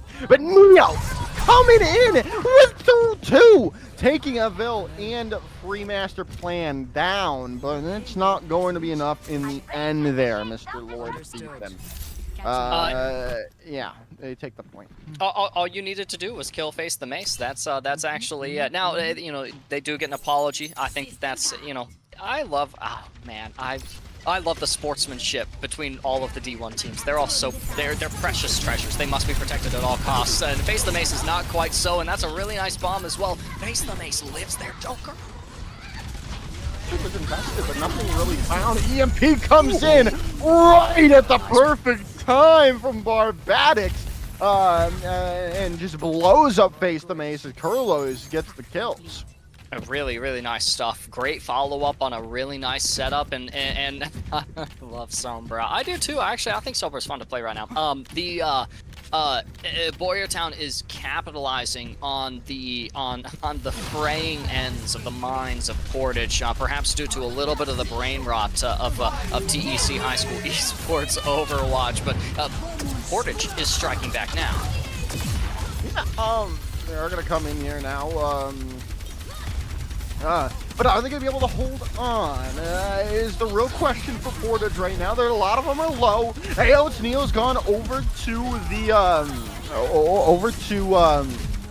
Venture here as well, and Free Master Plan's going down. And I think this might just be enough to hold on to it, unless something changes drastically. There's ultimates to be invested if you are Boyertown, but losing Barbatics. But Dockside going down is if you have to go in, right? And now they do. Neo's down. They can invest this Riptire, but they might not even need it here from Silent Storm, Lord Thethan, because, well, they're finding all the picks. That was so interesting. I think from an analytical point of view, and honestly, this series is not worth that. We're having so much fun. I'm not going to bog us down, but the fact of the matter is that if we hadn't seen stagger eliminations on both sides there, then we actually would have gotten to see an ult exchange. It's really just if you start a fight or continue a fight with neutral picks, that is without ultimates, you can continue winning the fight neutrally, that is without ultimates. And so it means that Boyertown gets to use whatever expense they want in the interest of starting this third one. Yes, if you win the neutral fight neutrally, you win. Yes. They go in with the Riptire, and they find 2 picks, and that's just going to allow everything going the way of Boyertown here. Yet again. Winning the ult exchange. And Neil goes for the tectonic. Is it tectonic shock? Tectonic shock, baby. Ooh, I knew it. Let's go. And they're gonna get shut down out of it. A little bit unfortunate. Dockside ends up onto the Maga, but Boyertown is making strides here that they're gonna be able to use to propel them into a second attacking phase. Yeah, they lose Barbatics is huge, but they need to hold on. Mustang Proud is gone. Dockside's made the swap back over to the... Oh, no, Free Master Plan getting caught up. Is that what you wanted to see? And that might just be enough for Portage to hold on, but no, Dockside is going to get caught out there, taken down. Silent Storm is able to find that pick, and now this is going to allow some more progress for Boyertown, especially if they can find another pick. Neo is on the Junkrat as well. EMP comes out. A lot of people are hacked up, but where's the follow-up? Where is everyone else? They're going to get Mustang Proud out, but they could have gotten so much more off the back of that. They've got to hold on. Dockside is coming in. Self-destruct comes in. Hector goes down. Riptire comes through, and that might just be it. No one's going to get the touch in the end. I feel so brain rotted right now, Joker.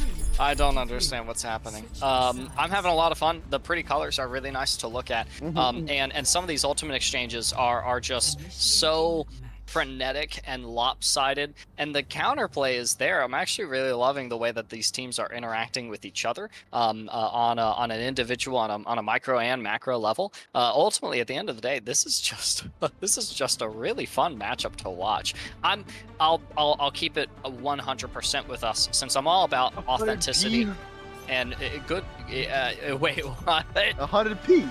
100 is that what they're saying these days? The kids? I think so. Okay, all right. I'll keep it 100p with all of you guys. 100%. Yeah, like 100%. I'm gonna get clipped. I'm gonna get clipped out of context and like put on the internet somewhere. That's so bad. You're already on the internet everywhere. I know, bro. But actually, did you see? I showed you. Some people got me dancing. Plugged me an image of me into AI, and the AI made me dance, which is cool because I don't have those moves IRL. In any case, I'm gonna be disappointed if Boyertown wins, because I would have wanted to. Casting would have been like very difficult, to be honest, but I would want to watch at least a map 3 of this series. Portage and Boyertown are two of my favorite D2 teams. I love these kids. So good, so cool. Yeah, let's see here. Is Boyertown going to be able to keep hold going? Are they going to be able to finish it out here and now? Lord Thiethan, well, we've already found nice Mustang start. Proud out of the fight. Free Master Plan's going to get taken down as well, and Neville is going very low, but so is a lot of people on Portage. And Dockside's going to get D-Mech in the midst of it all. Hactor's going to go down as well. Villa's going to lose their mech, but there's only 30 seconds to go. Silent Storm is going to go down, but that's all they're going to find, it would seem. No, maybe not. Neo's still alive and well. Are they going to go down? Oh, that would have been a huge stagger kill if they could have gotten it. Oh yeah, absolutely. And Neo is still under a little bit of pressure here, but you are going to get this retouch as well as a remech from Apple and Portage. So it could go either way here. It's huge getting that remech for this last fight. But now you need to be able to find a pick, and there it is. Hector goes down. Free Master Plan goes as well. So this has to be all the healing from Kurlois. Now with the rally coming in and Barbatics is down, this might be, yeah, we're going to be seeing Portage live to fight another day. With the Riptire coming online, though, they might be able to find something. No, nothing is going to come in. That is A-okay. You still have a second fight here on first point if you are Boyertown. But, you know, perhaps this is for the best. Perhaps Boyertown losing this map means that we can launch ourselves into a really fun push map. Kurlos is coming up on this Coalescence. Starting the fight here is a really good call here from Boyertown. Barbatics, what is the frontline Sombra. Kurlois, though, has found Mustang Crown. Self-destruct comes in. The self-destruct's in response from a Vil might be enough to turn it back. They've got Hactor out, but that's just not going to do it. There's no one going to be able to touch there in the end. They get the first point. Yeah, that's a big deal. And it looks like you are still going to have touches here from Boyertown. They want to contest. The EMP goes up, but it only gets Neo. Oh. And that's going to allow them to push even farther, Lord Thiethan. They're gonna have, and then now they're gonna have even more ultimates and Silent Storm getting booped off. That's huge for Portage. What are Kurlos and Apple doing? What are they scheming? They're planning something.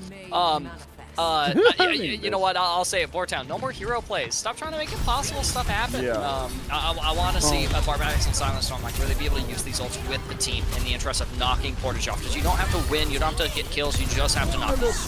Rally's coming in. Soundbearer comes in from Free Master Plan. While Ethan was talking, the Blizzard got eaten up, gobbled away from a Vil. There's still a chance, especially with the D-Mac. Face the Mace goes down. Riptire's coming in, and this could be huge. Hactor goes down. They've got to be able to hold on, though. With the Sound Mirror coming in, there's an opportunity to do so. If you are Portage, but getting trapped up into you. Neo's going to stay alive, though. Dockside's taken down. Mustang Proud falling down. Ayo, it's Neo is so low. Going to have to get out the cart, and in they do. The overtime bar ticks away very, very fast. And now, they've pushed very far, though. Oh yeah, that was such a fantastic push from Portage area, there was a lot of funny stuff that happened in that fight. And also the impossible conundrum of overtime for Overwatch players is, you know, do I play my life or play the objective? And ultimately, it might not matter anyways. It might just be moot. You might lose the fight right then and there, just during what ended up being a really wild ultimate exchange. Boyertown poised to honestly still win this pretty decisively. They had an absolute baller start to their first attacking phase, and again, all they have to do is make Portage Area High School uncomfortable enough that their position gets disruptive, and then you can just cleave into their midline, find out Mace, face the Mace, and boom. There's your fight con, there's your win con, and there's a fight win, map win, series win for you. Pad the stats a little bit. I think for Boyertown, they actually had or have a number of games today, and so these are actually some really important games that they're playing. We're having a lot of fun here in the booth, but for Boyertown, for that playoffs run for D2 Overwatch, it is actually really important that they have the opportunity to pack in some wins and really challenge Portage, who are sitting like right smack dab middle of the pack, such that their playoffs fate isn't actually even up to them. It's up to how the other teams do. And so Boyertown, you know, they would still like a dub this series. Yeah.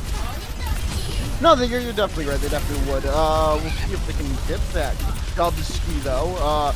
As Hector almost gets caught out there. Is Face to Mace going to be able to free match the plan, though? There's still a chance, obviously, for Boyertown to take this fight, but it's not looking good for them. Unless there's something drastic changing, I think they have to reset, but maybe not. Face to Mace is just stunned up, taken so low, somehow stays alive though, and now Kurlois is fouled out. You've got to be able to punish these players that are getting so aggressive and are able to taking down. Hector is going to be taken out though, and now Dockside, the mech and themselves are gone. Rally's invested though. They're still trying to hold on to this if you're Face the Mace. Riptire coming in and pushing back Boyertown, and they're not going to be able to get the pick with it, but they're still pushing them back. They're allowing themselves to get more space forward into the rest of this. Neo's trying to proc the cart, trying to stop them in their tracks for the moment, but things are and the sound barrier's gonna go. Sound barrier's invested. Barbatics is down. Self-destruct coming in. Self-destruct in the back from Avil, but they've lost so many already, and now with a Goomba Stomp comes in. A minute to go for this match. And this map is so inspirational to me, honestly. I want to log on to Overwatch and like immediately queue all roles. And if I get tank, I'll play D.Va. If I get support, I'll play Break. If I get deeps, I'll play Junkrat. I mean, Portage and Boyertown are having an absolute blast here. There's ultimates that they're going to see on both sides. They're going to start off with Kurlois' Coalescence and the Sound Barrier. Guys, now they're coming in. There's this Dragon Blade coming in. Kurlois is down. This might be over, but a huge EMP comes in from Barbatics. Rally comes in from Face the Mace. They've got to be able to stay alive. Evil holding it out yet again, eating up the Blizzard, but they've got to find the picks, and now they've lost Silent Storm. It might just be over here. They're going to be able to get the last second touches.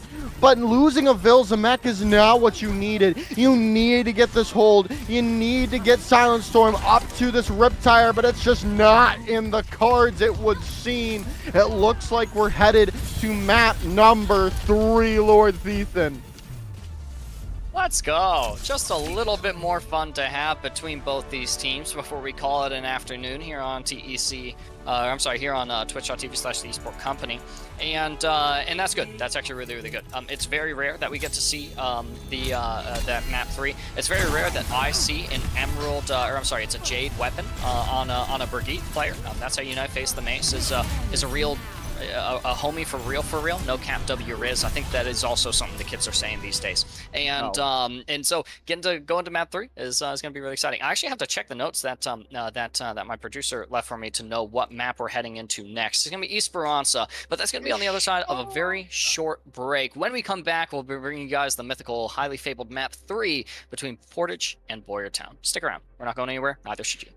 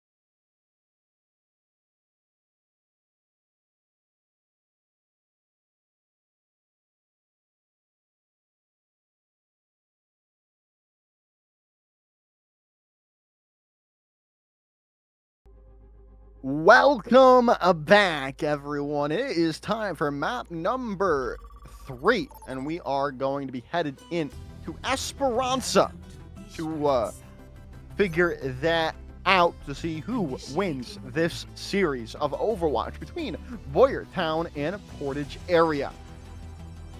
I'm excited to see this competition reach its conclusion. How excited? As much as I can muster. That last map, I'm gonna keep it. As excited that last map to meet me in DreamHack Dallas. Oh no, not nearly as excited as I am for that. Exactly. Actually, I'll keep it a buck. That last map drained me, Joker. There was a Yeah, lot that happened. I'm EP now. That was some of the Overwatch of all time. Portage and Boyertown are gonna look back on this, and they're gonna be like, oh, this is how we need to play, because they're like, yeah, this is how we get a good show. And oh man, we have actually gotten a really good show today, especially from these two teams. Wow, why are they still playing D.Va? I don't know. They're rolling out on. Play Ram. I've heard it said that D.Va's like kind of an unsung hero of the Ram. mid-season patch. I don't see the vision behind saying that quite yet, but I don't know. The dark side. Why are they talking about? Your guess is I actually have no idea.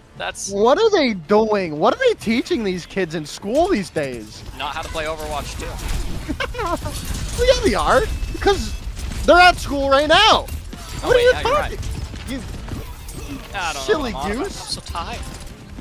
I'm so tired too right now. I'm ready to go to bed. I'm ready for the Yankees game at 6:35. But right now, we've got Silent Storm already out of the fight.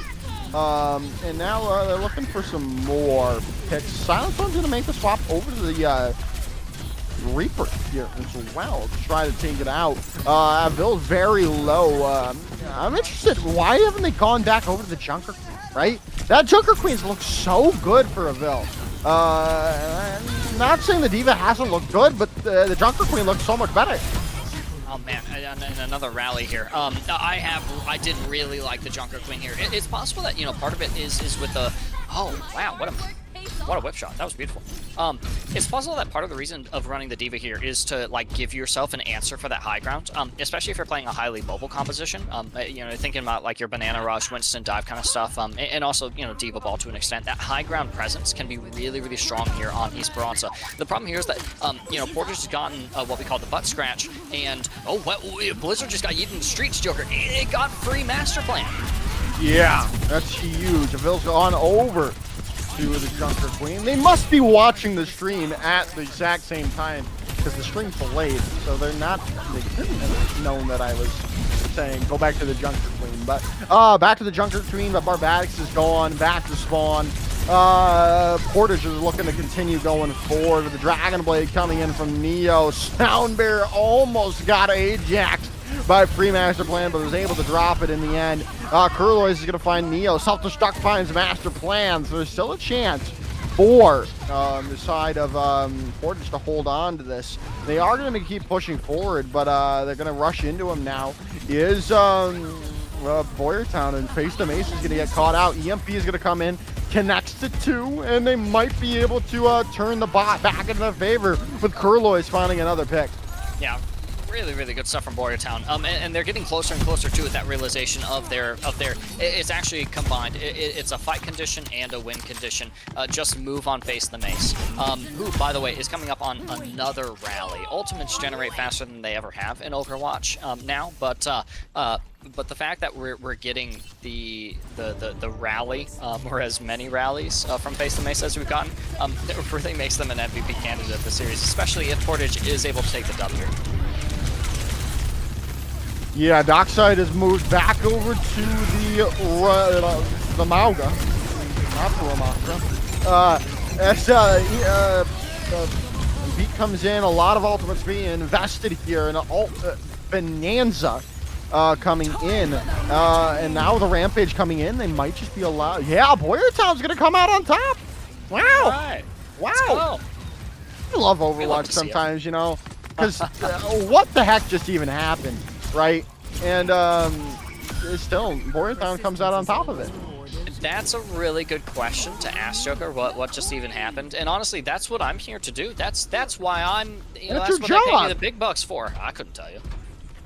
No. I saw a lot of Q presses. I saw Kurlovs get to pop off with the coalescence. I saw neither team really invest too much into that fight, partially because that's really all that they had. And heading into this checkpoint here that Boyertown might get, they're down.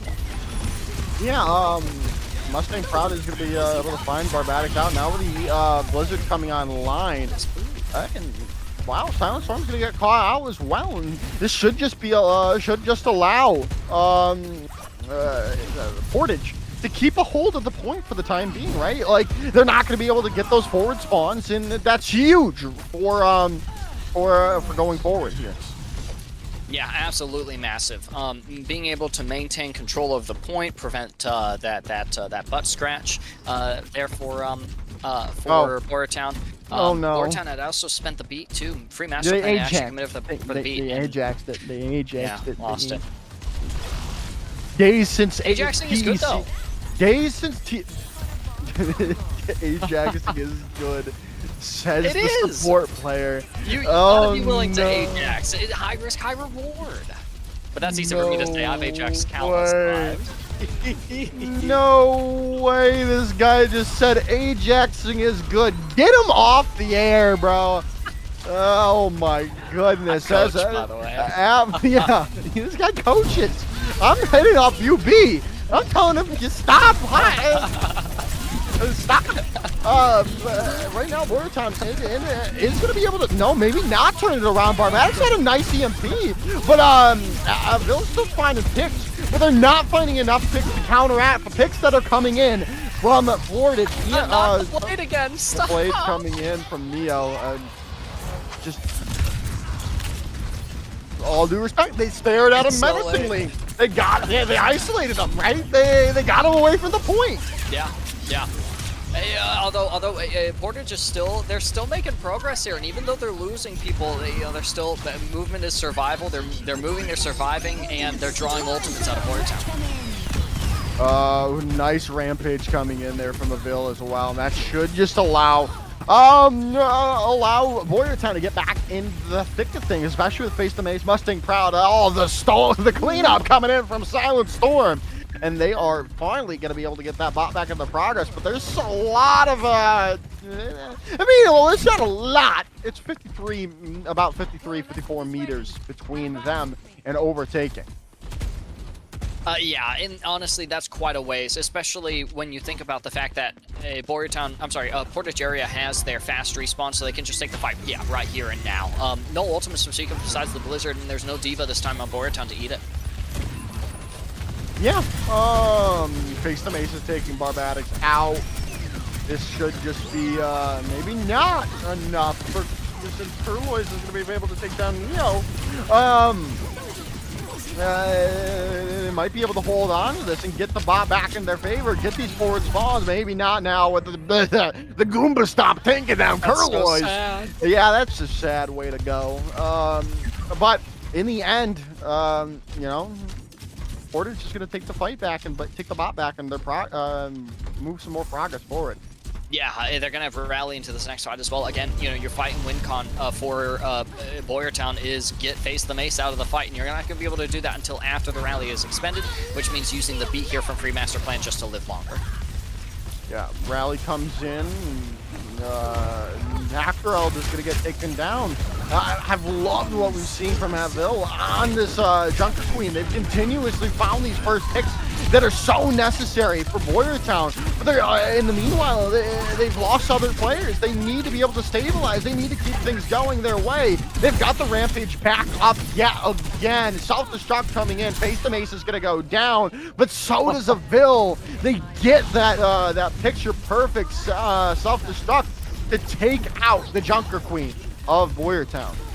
Yeah, they're still on it though, Boyertown and Portage, and so you're going to see stagger eliminations both sides, and the fight won't have a clear winner until I think both sides have used all of their ultimates, or you've gotten a full reset from all of the teams. Yeah, there's still I would have lost it if there was another group of stuff. Right there. Yeah, I think there's been 2 so far. There's been too many. Let's put it that way, right? Dockside is going to be able to help take down Silent Storm. Dockside is going to get probably taken out here, though. Face to Mace is the only one caught up with the Rampage, and you know what's going to help because they invested the rally there. You know, that's a good trade. I'll take that all day if you're Boyer Time, but you need to win the fight and you need to win it now. And you know what? Curloys with the Coalescence is just going hunting for kills, and it's going to help them take the fight when they needed it. Hey, but they, oh man, there's still there's so very little time remaining. 10 minutes. Wow, it goes by so fast. Maybe it's 8 now actually for push. I think that change might have come through. No, I think that's for quick fight. Oh, yeah, you're probably right about that. Yeah. So yeah, I mean, it's gone by in a flash, and already we're looking at the end of the series. That might be closed up by the Blizzard. Yeah, now they're going to come in early on. Free Master Plan is down. That might just be the beginning of the end here, Lord Thief. And yeah, the picks are going to keep going through from Portage. And that might just be it. Maybe not. Hackworld and Barbatics have taken Dockside out of the fight. Nope, it's not over. It's over. It's got to be over, right? Yeah, Curloys is down. It's just a copy to Echo on the point.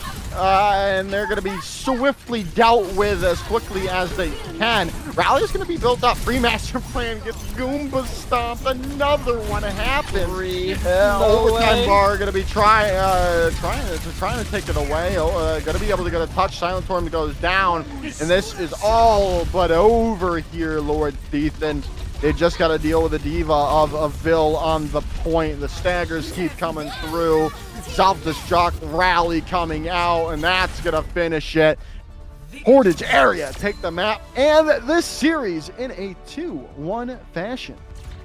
Really good stuff. Actually, to Portage and Boyertown both, thank you guys for what ended up being one of the funnest series to cast this season, especially for D2. Really nicely played by both teams. I love how many highlights we got from this matchup from both sides. Whether it was Kurlaws and Free Master Plan making stuff happen in the backlines of Boyertown, or if it was the presence and proficiency from Neo of Portage. The match today was so much fun. Yeah, it was really great stuff. I mean, obviously we were a little bit dead there at the end, but it's still I'm so tired. Yeah, I'm exhausted. I'm ready to nap. I'm going to I'm gonna pass out right after I end this broadcast off. But it was great stuff all around from all the teams today. I really thought Boyertown was gonna win it there, honestly, until that last map. But that's the way she rolls. That's the way the cookie crumbles, you know. In the end, Portage takes the series and completes a pretty fun day of Overwatch, Lord Ethan.